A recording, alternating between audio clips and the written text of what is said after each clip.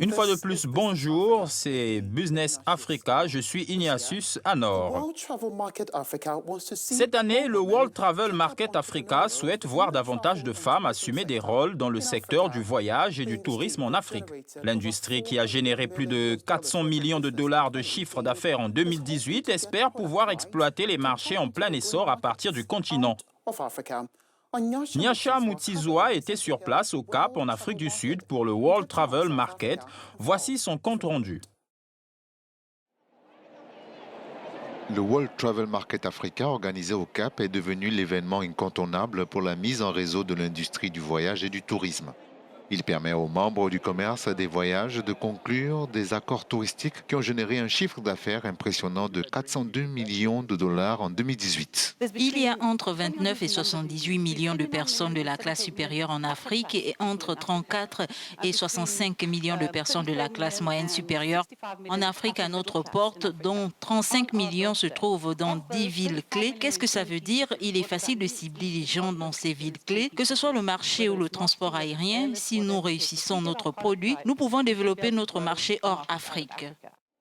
Les statistiques publiées par ProWest en 2012 ont montré que plus de 126 millions de femmes entrepreneurs progressaient dans des entreprises à grande et à petite échelle dans 67 économies. Ainsi, l'une des choses que nous dirigeons sont des programmes de leadership avec des femmes que nous dirigeons à l'université et beaucoup de nos diplômés ont en fait accédé à des postes de cadre supérieurs dans des entreprises.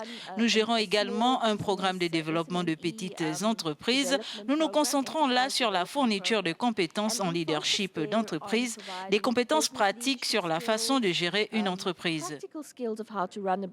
Le maire de Cape Town, Dan Plato, a déclaré que le tourisme et les industries connexes contribuent entre 2% et 2,5% du PIB de la ville.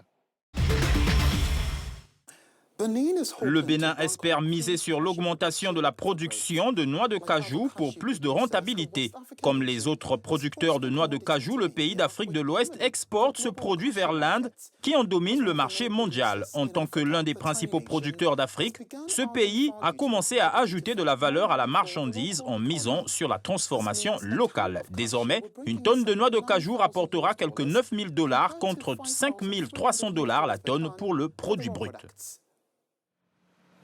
Le Bénin est l'un des principaux producteurs de noix de cajou d'Afrique et a connu un transport de 100 000 tonnes au cours des 2 dernières saisons. Mais comme le reste des producteurs africains de noix de cajou comme la Côte d'Ivoire, le Nigeria, la Guinée-Bissau, le Bénin exporte la grande majorité des noix sous forme brute vers l'Inde, ce qui entraîne des pertes considérables. Une fois traitée, la valeur passe de 5 300 $ la tonne à environ 9 000 $ selon l'entreprise de statistiques agricoles Planetoscope. Comme le pays est un producteur important et très significatif de noix de cajou, plus de 100 000 tonnes, nous avons monté une usine ici donc à Cana, sur le terrain où se trouve déjà l'huilerie.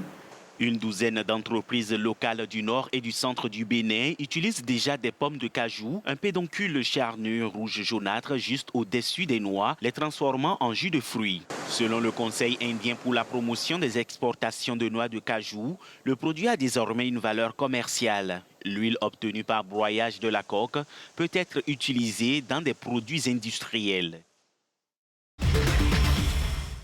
Et c'est ainsi que nous mettons un terme à ce numéro de Business Africa pour cette semaine. Vous pouvez faire partie du programme via nos différentes plateformes de médias sociaux. Suivez-moi sur Twitter, @IgnatiusAnor. Rendez-vous également sur africanews.com pour le programme complet et plus encore. Au revoir.